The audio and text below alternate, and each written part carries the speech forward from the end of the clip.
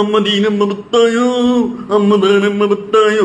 భరతుడు మంత్రులందరినీ పిలిచి, నాకు పట్టాభిషేకం వద్దు, నేను వనవాసానికి వెళ్లిపోయి రాముణ్ణి రాజుగా చేస్తాను అని చెప్తాడు. రాముణ్ణి తీసుకురావడానికి రోడ్లు వేయమంటాడు. మొక్కలు, చెట్లు, శిబిరాలు అన్నీ సిద్ధపరుస్తారు. ఇక ఇక్కడి నుండి సొల్లు పీక్స్, లాజిక్ వీక్స్.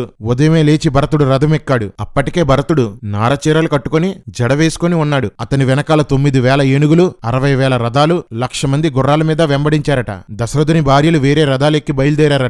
చిన్న పెద్ద తేడా లేకుండా అన్ని కులాల వారు ఈ రథాలని వెంబడించారట. ఎంత తక్కువగా లెక్కేసుకున్నా 3 లక్షల మంది పైనే ఉంటారు. రాముణ్ణి పిలవడానికి ఇంతమందా? రాముణ్ణి ఎలా హైలైట్ చేయాలో తెలియక రచయిత ఎలా పడితే అలా రాసేశాడు. కానీ అన్నీ రాముణ్ణి అంతకంతకు మూర్ఖుడిలా చూపిస్తాయి. భరతుడు దారిలో రాముని భక్తుడైన గుహుడిని కలుసుకుంటాడు. రాముడు చెప్పిన మాటలను బట్టి అతడు వెనక్కి రాకపోవచ్చు అని గుహుడు భరతుడితో అంటాడు. ఆ మాట వినగానే తట్టుకోలేక భరతుడు, గాయస్ మూర్చపోయాడు. ఆ రాత్రి ఆ 3 లక్షల మంది అడవిలో గడిపి, ఏంటి 3 లక్షల మంది రాత్రి అడవిలో గడిపి, సర్లే ఉదయమే లేచారు. గుహుడు వీళ్ళందరినీ గంగానది దాటించడానికి 500 నావలు, 100 స్వస్తిక్ ముద్ర గల నావలు ఏర్పాటు చేశాడు. ఈ స్వస్తిక్ ముద్ర కూడా రామాయణం నుండి వచ్చిందే. 60,000 రథాలు, 1,00,000 గుర్రాలు, ఏనుగులు, 3 లక్షల మంది ప్రజలు 600 నావల్లో గంగానది దాటేశారంట.